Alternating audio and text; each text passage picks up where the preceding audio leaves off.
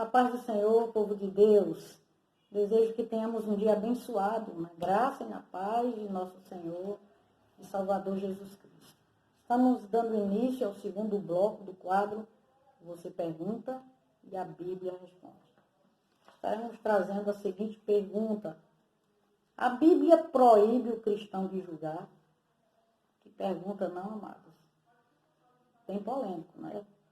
Para estarmos respondendo, vamos fazer uso de um texto no Evangelho segundo escreveu São Mateus, no capítulo 7, versículo de número 1 ao versículo de número 6, está escrito: Não julgueis para que não sejais julgados, pois com o juízo com que julgardes sereis julgados, e com a medida com que tiverdes medido, hão de vos medir.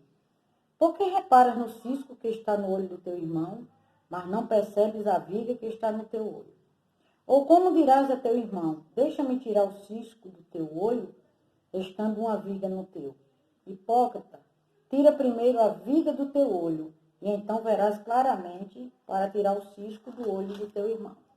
Não deis aos cães as coisas santas, nem lanceis vossas pérolas aos porcos, para que não as pisem com os pés, e voltando-se vos estraçalhem.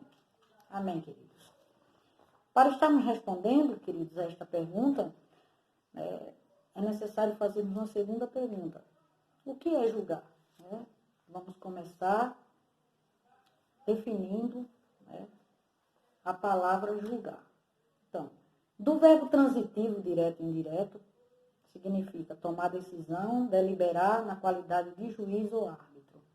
Na regência múltipla do verbo, encontramos a palavra como formar conceito, emitir parecer, dar uma opinião acerca de algo ou de alguém. Glória a Deus. Então, na primeira definição, queremos dizer que o julgar é preciso, né? Quando nós falamos de juiz, justiça, julgar, julgamento, né? Nós vamos nos atar a isso, mas sabemos que é necessário, tanto para um Estado quanto para uma nação. Amém? Esse ofício, né, de juiz. Mas quando voltamos a nossa atenção para os significados da palavra julgar, tanto como o verbo transitivo direto e intransitivo, quanto na regência múltipla, não é? Então, percebemos que a questão é um pouco complexa. Não é tão simples, irmão. Esse assunto não é tão simples de discorrer, né? Nós devemos tomar muito cuidado para a gente não criar uma heresia, né, concernente ao assunto. Então, mas quando a gente vê o significado da palavra julgar, né, encontramos como formar conceito, emitir um parecer, dar uma opinião, a gente entende que há uma série de fatores que precisamos considerar, né, antes de fazermos qualquer julgamento acerca, né, de uma pessoa, tá certo? Ou de alguma coisa. Mas o que Jesus ele quis dizer com a frase não julgueis para que não sejais julgados? A gente sabe que muita gente usa essa frase para se esconder, né? Para bloquear, né? Para rebater, se defender, né? Quando são chamados a atenção. Mas a gente vai aprender na Bíblia Sagrada o que de fato Jesus queria dizer. Então, em primeiro lugar, né, devemos considerar que ao lermos a Bíblia Sagrada, não podemos isolar um versículo ou uma frase do seu contexto, pois, se fizermos isso, correremos o risco de cairmos no erro de interpretação. Né? Então, muita gente interpreta erradamente porque isola o versículo ou a frase do contexto. Aquela antiga frase, né, bem conhecida, por sinal, que texto fora de contexto é pretexto para heresia. Então, quando nós analisamos o texto de Mateus 7, de 1 a 6, que foi exatamente onde lemos aqui, não é? A gente analisa em harmonia com o contexto, então a gente vai ver que Jesus estava, na verdade, ensinando como julgar, não é? Ao contrário do que muitos pensam ou dizem, né? Que Jesus estava proibindo fazer julgamento. Né? Muita gente diz que Jesus estava proibindo, né? E até usa esse versículo como uma proibição. Mas Jesus estava apenas, na realidade, ensinando a como julgar. Tá certo, irmãos?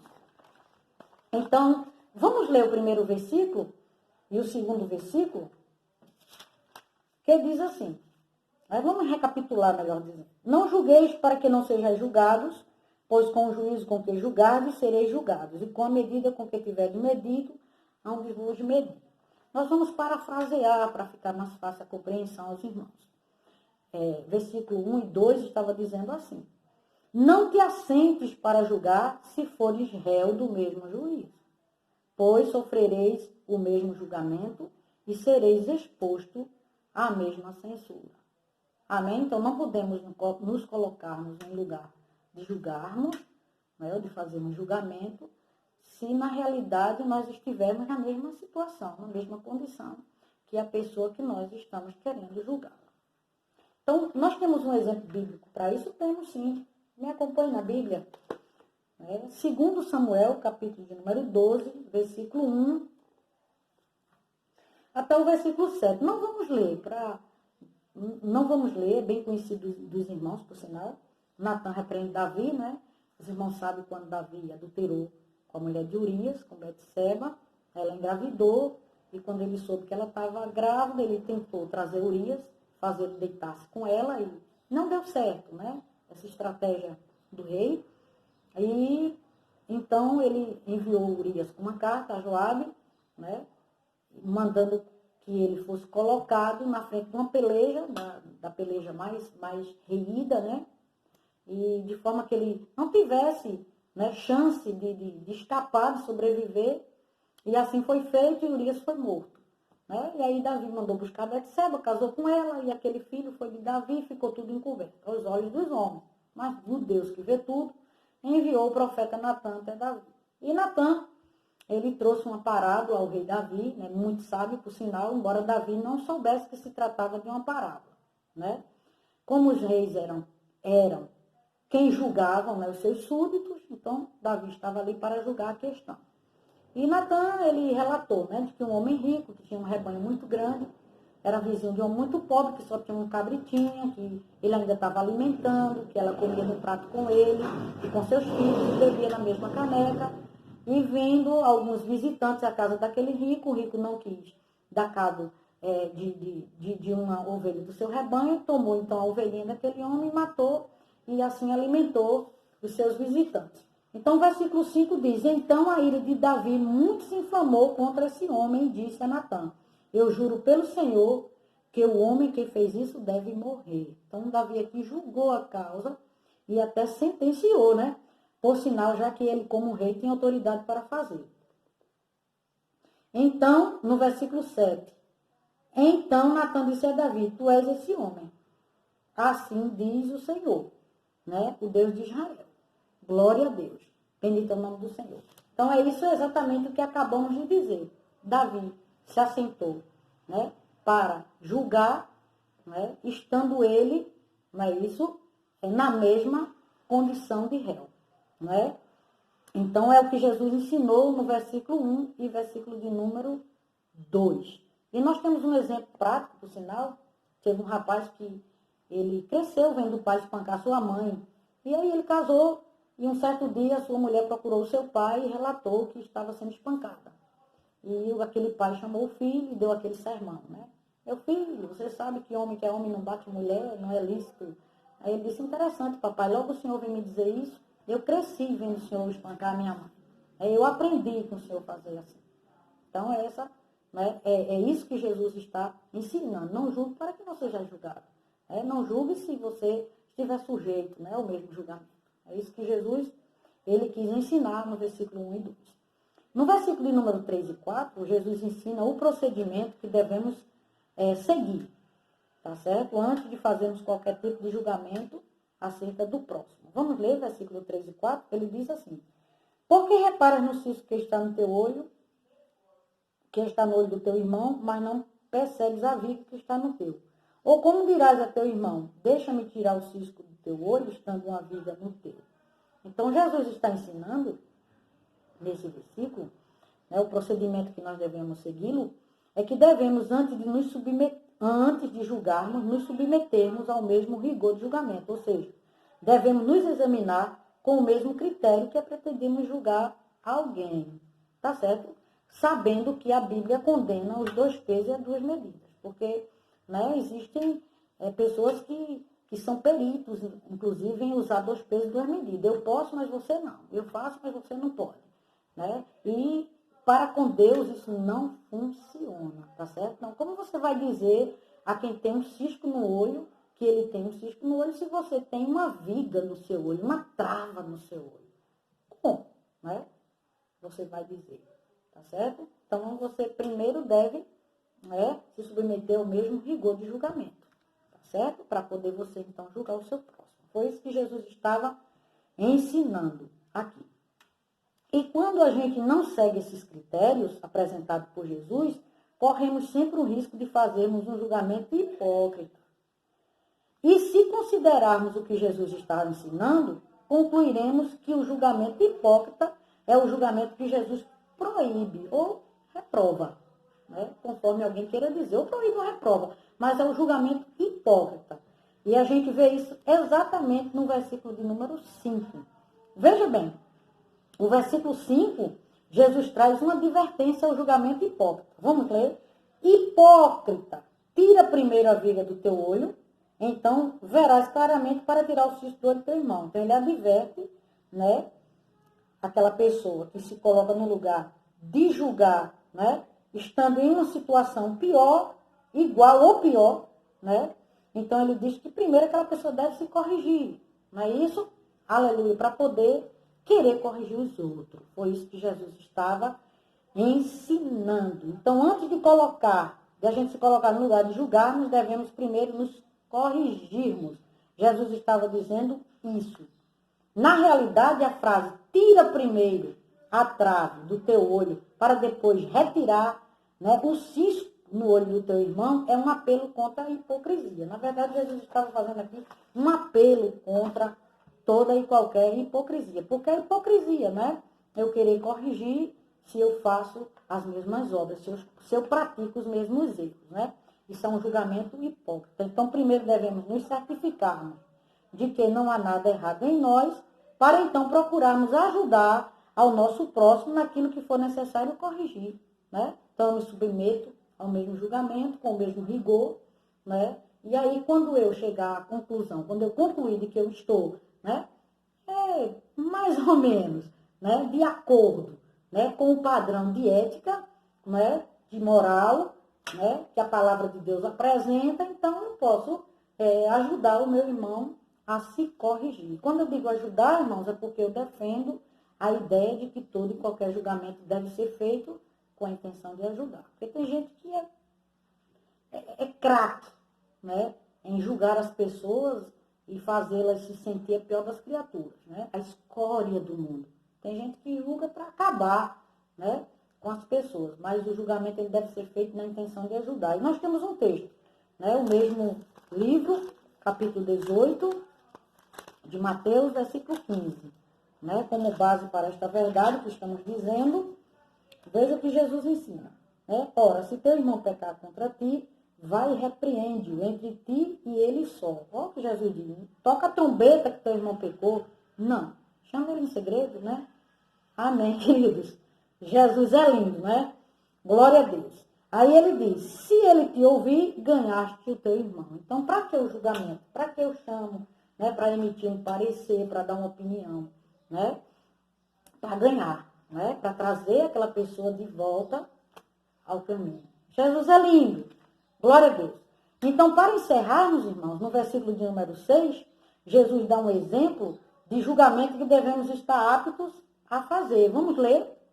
Glória a Deus. Jesus diz assim, não deis aos cães as coisas santas, nem lanceis vossas pérolas aos porcos, para que não as pisem com os pés, e voltando-se, vos estraçarem. Então, Jesus está aqui dando um exemplo, né, de um julgamento que nós devemos, como cristãos, estarmos aptos a fazê-lo.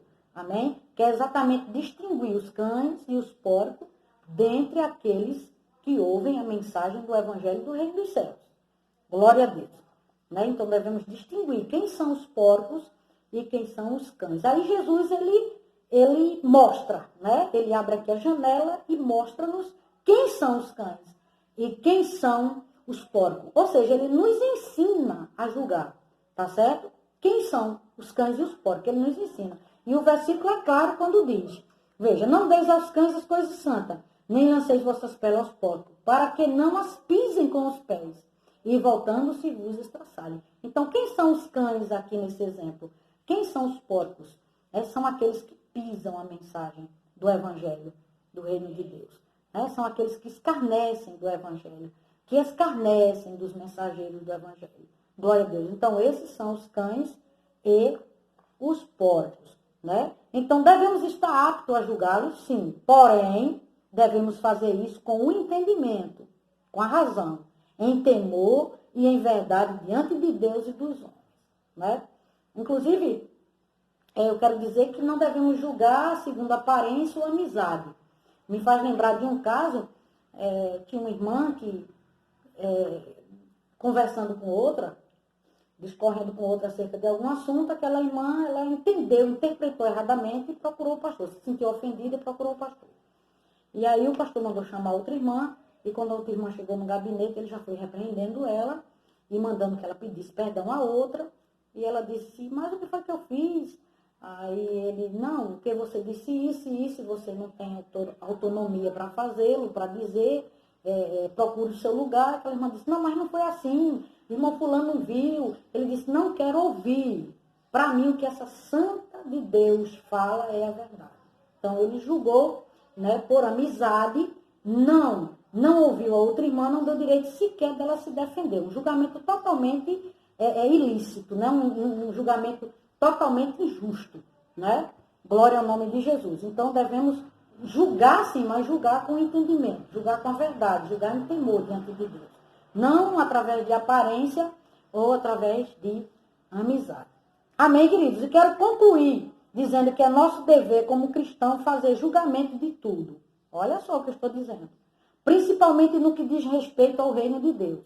Ou, do contrário, estaremos vulneráveis ao engano. Tá certo? A Bíblia manda a gente julgar o profeta, julgar a profecia.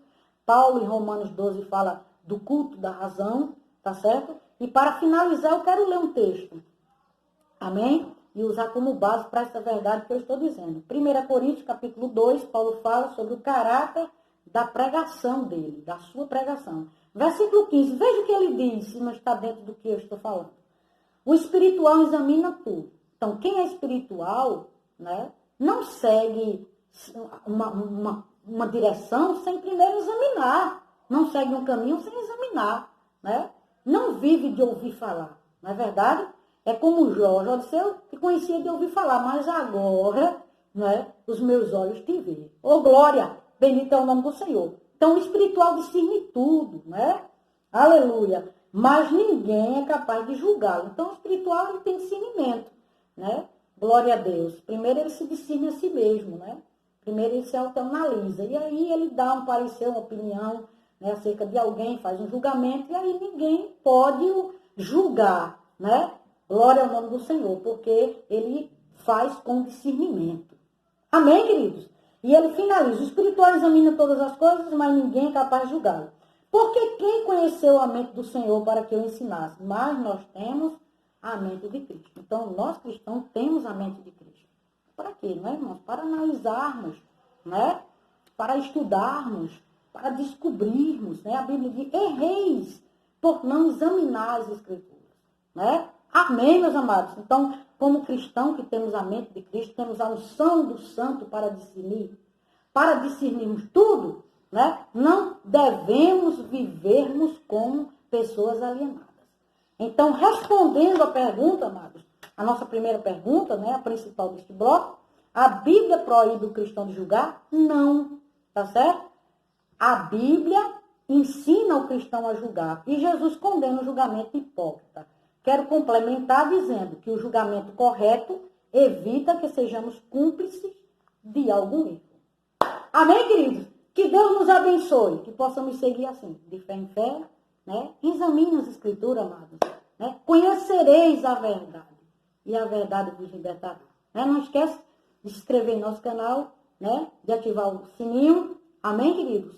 E acompanhar o nosso trabalho. Divulga, ora, né? E o Senhor te recompensará. Deus abençoe a todos, um grande abraço e fica na paz do Senhor Jesus.